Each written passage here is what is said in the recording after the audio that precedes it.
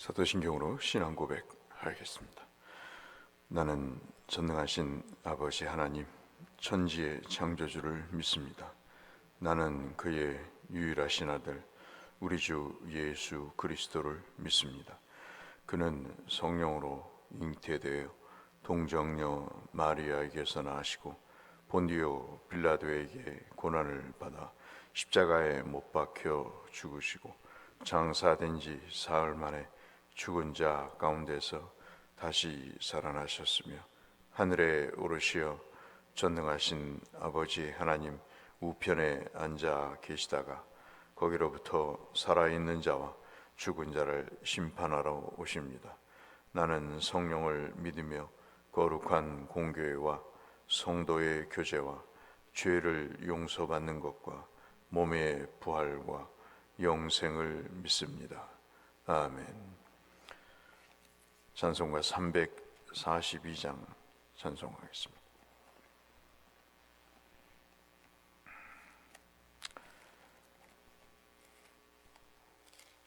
찬송 342장.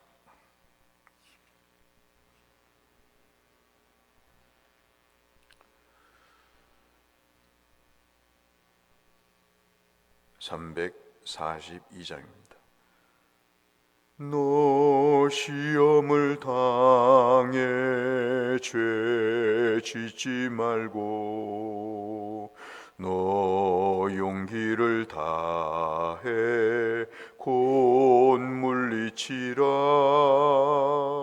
너 시험을 이겨 새 힘을 얻고 주 예수를 믿어 늘 승리하라.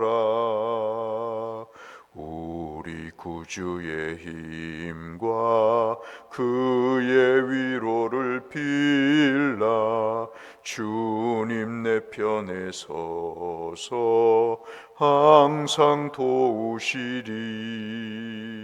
내 친구를 삼가 잘 선택하고 너 언행을 삼가 늘 조심하라. 너 열심을 다해 늘 충성하고 온 정성을 다해 주 봉사하라. 우리 구주의 힘과 그의 위로를 빌라. 주님 내 편에 서서 항상 도우시리. 잘 이기는 자는 상 받으리니 너 낙심치 말고 늘 전진하라. 내 구세주 예수 힘 주시리니 주 예수를 믿어 늘 승리하라. 우리 구주의 힘과 그의 위로를 빌라. 주님 내 편에 서서 항상 도우시리. 아멘. 오늘은 욥기 24장 말씀을 함께 보겠습니다. 욥기 24장 1절에서 마지막 25절 말씀까지.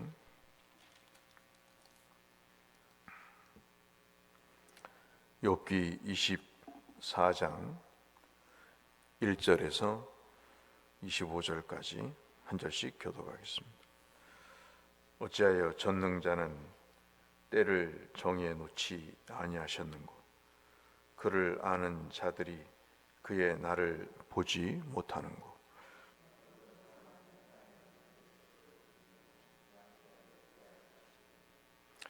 고아의 나귀를 몰아가며 과부의 소를 볼모 잡으며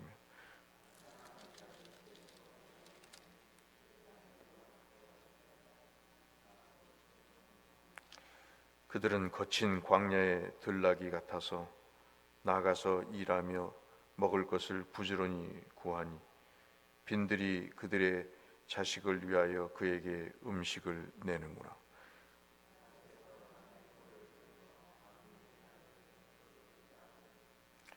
의복이 없어 벗은 몸으로 밤을 지내며 추위도 덮을 것이 없으며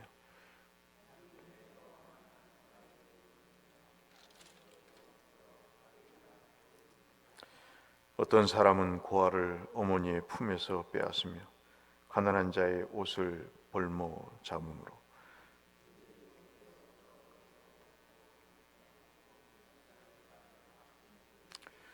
그 사람들의 담 사이에서 기름을 짜며 목말라 하면서 술투를 밟으느니라.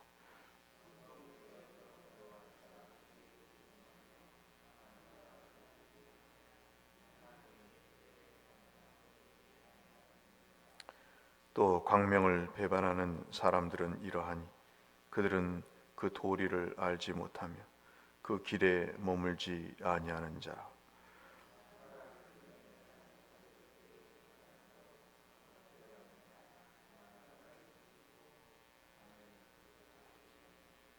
가늠하는 자의 눈은 저물기를 바라며 아무 눈도 나를 보지 못하리라 하고 얼굴을 가리며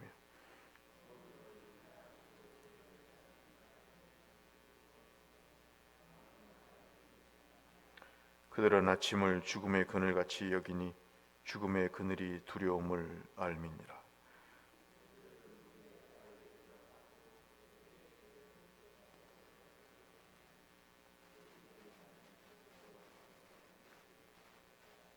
가뭄과 더위가 눈 녹은 물을 곧 빼앗나니 수월이 범죄자에게도 그와 같이 하나니라.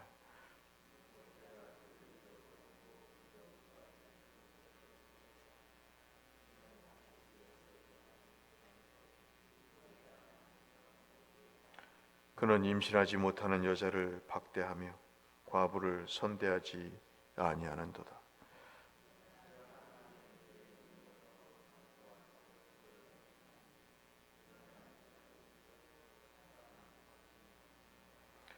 하나님은 그에게 평안을 주시며 지탱해 주시니 그들의 길을 살피시도다.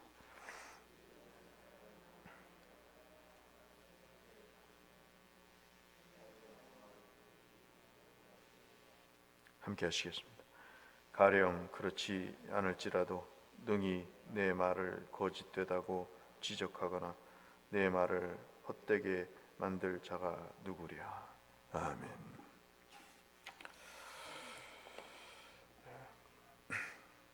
읽어보셨다시피 24장의 말씀은 욥이 하는 이야기입니다.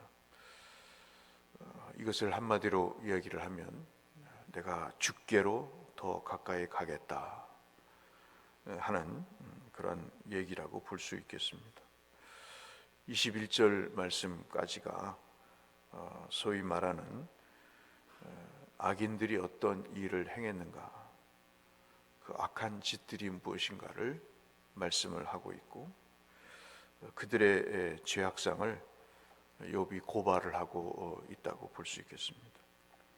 물론 여기에 악한 자들은 친구들을 포함해서 이야기하는지 아니면 친구들이 보지 못하는 세상의 부조리한 일들, 그런 것들을 이야기하는지 우리가 둘 다라고 볼 수 있는데 그렇게 말을 하고 있습니다. 그리고 22절부터 마지막 25절까지의 말씀은 그 악한 짓을 하는 사람들이 결국 하나님의 손에 의해서 정리가 될 것이다 하는 이야기를 하고 있다고 생각하면 될 것 같습니다. 우리가 이제 이 말씀을 보면서 아까 말씀드린 대로 21절까지 세상은 왜 이렇게 공평하지가 못하는가? 신앙생활 열심히 하고 그리고 하나님 앞에 충성되이 순전한 믿음으로 살았던 자신과 의인들은 하나님 앞에서 징계를 받고 악한 자들이 득세해서 세상에 그들이 정의롭게 인식되는 이 불합리한 세상을 어떻게 이해해야 되나 하는 것들을 우리가 느끼듯이 욥도 그렇게 느끼고 있다는 것을 이야기를 합니다. 그러니까 중요한 것은 21절까지의 말씀은 의인은 믿음으로 살려고 애를 쓰면 그 세상에 부조리한 것들이 보인다는 것이죠.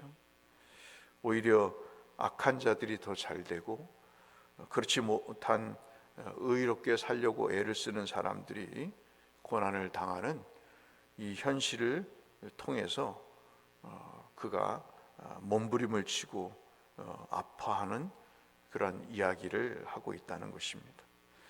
그리고 22절부터 25절까지의 말씀은 그럼에도 불구하고 그렇게 부르짖는 자의 음성을 주께서 들으시고 그 내용에 대해서 하나님이 응당의 조치를 취하실 것이다. 여기 이제 내용을 보면 그렇게 하지는 않으시는데 앞으로 그렇게 하실 것이다 하면서 하나님을 바라보는 그러한 입장입니다. 우리가 이제 중요시 여겨야 될 것이 바로 이 점인데요. 욥은 친구들과 다른 생각을 갖고 있습니다. 친구들은 욥이 죄인이고 회개하지 않기 때문에 그러한 징계를 받고 있다는 논조로 우리가 계속해서 보고 있습니다.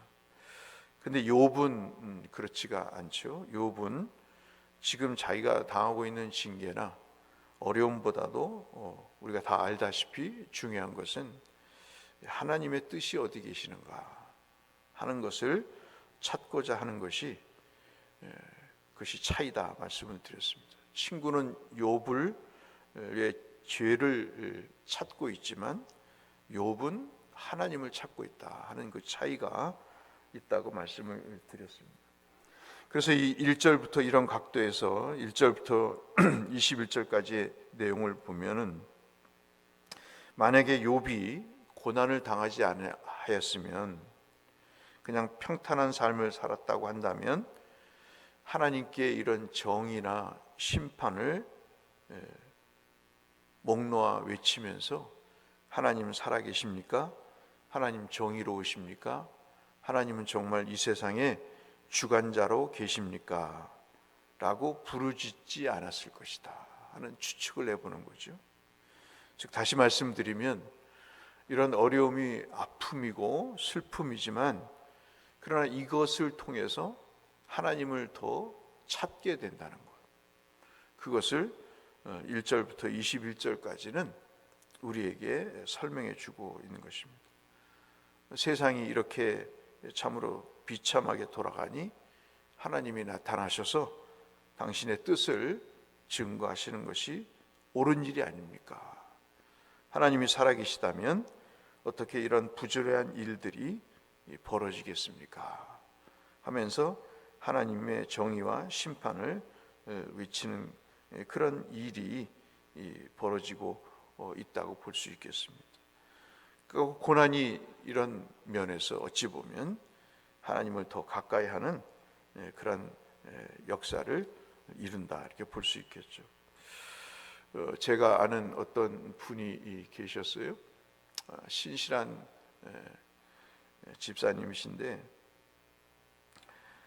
정말 그 믿음의 본을 보이고 어떤 목회자보다도 더 신실하게 하나님을 믿고 따르는 분이었습니다.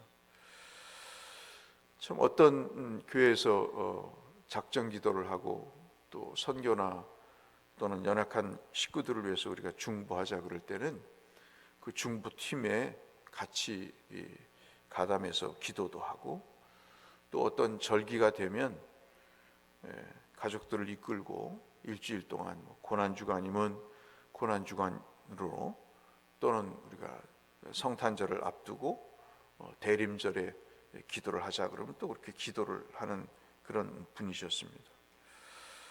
근데 여동생이 이제 암 말기가 됐습니다. 위암 말기가 됐는데 그 증상이 속쓰림도 있고 답답함도 있고 그랬는데 제대로 먹고 사는 문제 때문에 진료를 받지 못했던 그런 케이스였습니다. 그런데 이러한 판정을 받고 나서 그 여동생 가족에게 아주 신신당부를 했습니다. 그래서 우리 가족처럼 너희도 같이 이 문제를 놓고 기도하고 하나님 앞에 뜻을 묻자, 그렇게 권면을 하고 세상 말로 토닥거리면서 이 어려운 시기를 한번 하나님 앞에 지내보자 하는 그런 신앙의 권면을 통해서 그 믿지 않는 여동생의 가족이 교회 부흥의 자리에 부흥회 때 나와서 같이 기도하는 그런 모습을 봤습니다. 물론 그 여동생은 말기 환자로 결국은 죽습니다. 그러나 그 가족들이 교회 다니고 구원을 받아서 하나님의 신자로 육신의 생명은, 어머니의 생명은 잃어버렸지만 그러나 그 남은 가족들의 영혼의 생명, 그 남편과 그 이모부와 그리고 그 가족들, 조카들 둘은 영생을 얻는 그런 복을 누리면서 지금도 신앙생활 잘하고 있는 것으로 알고 있습니다. 우리는 삶 가운데 여러 가지 이해 못할 고통이 있고 아픔들이 있습니다. 그럴 때마다 우리는 시각이 중요하다 하는 말씀을 함께 나눴습니다. 그 고통의 터널에서 우리가 어떤 내용을 가지고 기도하는가 하는 것은 굉장히 중요하다고 볼 수 있겠죠. 오늘 욥은 그렇게 그 고통의 터널에서 하나님을 찾고 그 하나님의 정의와 심판을 구하는 기도를 드렸습니다. 결국 그는 우리가 아시는 대로 하나님을 만나게 되고 하나님을 정말 기동량이 아닌 눈으로, 즉 삶을 통해서 체험하는 그런 은혜를 경험하고 육신의 모든 형편도 회복이 되는 하나님의 은혜를 그가 체험하게 되고 그에게 심판을 내 잣대를 들이댔던 친구들도 용서를 구하는 중보와 제사를 드림으로 그들의 죄도 용서함을 받는 모든 것이 회복이 되는 역사를 우리는 그 결말을 알게 되지요. 오늘 하루를 사시면서 고난 중에 있는 지체들을 위해서 같이 한번 기도했으면 좋겠고요. 그리고 그들도 주님을 만나는 그런 역사가 있도록 함께 기도했으면 좋겠다는 말씀을 아울러 드립니다. 특별히 하나님은 공의로우시니까 주여 내가 하나님의 자녀로 공의롭게 살 수 있게 해달라고 기도하시는 것도 잊지 않아야 되지 않나 하는 말씀을 아울러 드립니다. 특별히 여러분의 어려움을 하나님 앞에 아뢰시면서 그 아뢰일 때 하나님은 반드시 그것을 들으시고 그 은혜를 주께서 베푸신다는 확신을 갖고 하나님 앞에 부르짖으셔서 모든 것이 회복이 되는 그런 은혜를 누리시는 성도님들 되시기를 이 말씀을 빌어서 주의 이름으로 축원합니다. 하나님 아버지, 우리가 지금 부르짖고 외치는 것이 쉬운 일은 아니오나 하나님 아버지, 시험이 아닌 시련임을 알게 하시고 하나님께서 우리에게 주시는 분복을 소망하면서 이 길 끝에는 주를 만날 수 있다고 하는 하나님의 간절한 소망을 주여 놓지 않게 하시고 부르짖어서 나와 이웃이 회복이 되는, 심지어는 악인들도 회복이 되는 역사가 있도록 은혜를 베풀어 주옵소서. 예수님 이름으로 기도 올리옵나이다. 아멘. 하늘에 계신 우리 아버지, 아버지의 이름을 거룩히게 하시며 아버지의 나라가 오게 하시며 아버지의 뜻이 하늘에서와 같이 땅에서도 이루어지게 하소서. 오늘 우리에게 일용할 양식을 주시고 우리가 우리에게 잘못한 사람을 용서하여 준 것 같이 우리 죄를 용서하여 주시고 우리를 시험에 빠지지 않게 하시고 악에서 구하소서. 나라와 권능과 영광이 영원히 아버지의 것입니다. 아멘. 앞서 말씀드린 대로 어려움을 겪고 있는 성도님들과 성의사님들과 우리 교회를 위해서 또 내 자신의 영적인 부흥과 회복을 위해서 함께 기도하며 주 앞에 나가시겠습니다. 기도하겠습니다. 아버지 하나님 감사합니다. 은혜로우신 주여, 우리의 연약함을 오늘도 주님 붙잡고 주님 앞에 나아갑니다. 믿음의 주여 온전케 하시는 예수를 바라봅니다. 하나님, 우리가 중보해야 될 내 자신과 하나님 성도들을 기억하시고 저들의 심령 상태뿐만 아니라 육체까지 회복하여 주셔서 주 하나님 아버지, 고난 중에도 어려움 중에도 위로를 베푸시고 소망을 주시고 하나님 내일의 즐거움을 주시는 하나님의 은혜를 우리가 기도 가운데 받게 하여 주시고 하나님, 이 믿음의 길을 가는 그 길 끝에 주께서 우리를 만나 주시고 우리를 회복케 하시는 그 은혜를 주님, 저들이 잊지 않고 저들이 놓치지 않고 끝까지 경주할 수 있도록 하나님이 도와 주시옵소서.